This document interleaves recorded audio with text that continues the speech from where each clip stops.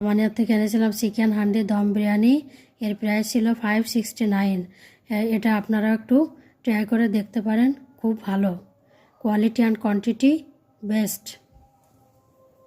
বিরিয়ানিটাকে প্লেটে ঢেলেছি। এখানে ছিল 4 পিস চিকেনের নিয়েছিলাম, এই কারণে এটা 4 পিস চিকেন আর হচ্ছে একটা আলু, আর এখানে রায়তা আর এই গ্রিন স্যালাডটা ছিল সঙ্গে। তো এই খাবারটা এত মানে এই হাঁড়ির তলাটাতে থাকে মাংসটা, আর তার সঙ্গে মশলাটা, উপরের ভাতগুলোতে নর্মাল কোনো ছিল না।